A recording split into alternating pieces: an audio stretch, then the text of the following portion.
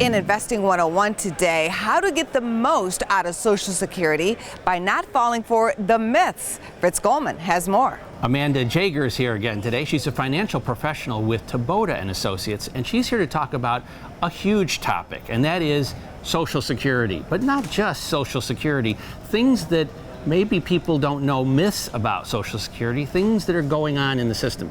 So first of all, let's define what these myths might be and what the problems are. Yeah, and I think the reason why it could be such a potential issue moving forward is because Social Security is one of the most important government programs that we have. Right now, over 90% of the elderly are using Social Security benefits to sort of live their day-to-day lives. We know right now that fundamentally there are going to be some changes at some point in time and how that's going to have an impact on our Social Security benefits. Do we have all of that ironed out and all of the details figured out? Fortunately, the answer is no, but we do know that in the future some things may change, and it's so important to make sure that we understand what our options are before you decide when to turn on those Social Security benefits. Well, now, thinking about, once again, this broad subject of what's going on with Social Security in general, there's lots of ideas about how to fix it. So maybe you can drill into a few of those for us. Yeah, well, I wish I had a quick and easy answer for this, but most likely, as I mentioned, they may start to adjust and make some tweaks and changes with some of the fundamentals on Social Security. So a good example of that is right now, the full retirement age for a lot of people is 66 and 6 months. I would anticipate that my full retirement age is going to be closer to the age of 70, meaning they're going to want me to work longer, pay more into Social Security before I can start to receive my full retirement benefits. Another thing that they may adjust is the way that the Social Security program right now is funded is through payroll tax. So I can see that they may increase that level where the higher wage earners are now essentially kind of bridging that gap, paying more into Social Security.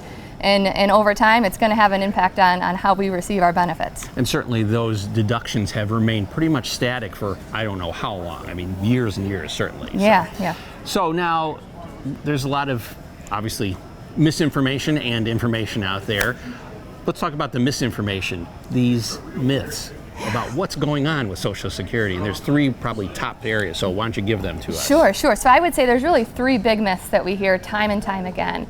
The first is that Social Security alone is going to be enough to pay for all of your expenses in retirement. And in many cases, Social Security only makes up about 50% of your income on a monthly basis. Social Security should be a supplement to your income, meaning the rest of it needs to come from your savings, your 401ks, your retirement plans. So is Social Security going to be enough to maintain your lifestyle? And in a lot of cases, the answer is no. The second thing that we hear time and time again is that I should take my Social Security early at 62. So whether you take your Social Security early at 62 or you defer it until 70, there actually is a pretty dialed in math equation to figure out when is the best time for you to get the most benefits from that Social Security bucket. So if you don't have an idea for how to maximize those Social Security benefits, you can utilize resources like Teboda and Associates to make sure that we can help get you that information. The third myth that we hear is that Social Security isn't taxed. So I hate to break this to you, but originally Social Security was not designed to be taxed. Unfortunately today, based on something called your provisional income, Social Security can now be taxed up to 85%. So in retirement, if you're planning on using 401ks, IRAs, other sources of taxable income, it may have an impact on how much taxes you're paying on your Social Security benefits. So all the more reason to make sure you've got a plan in place to understand what your future is going to look like. Yeah, plan is the operative word there. So Amanda, thanks for coming in today. I really appreciate it. My pleasure. Thank you.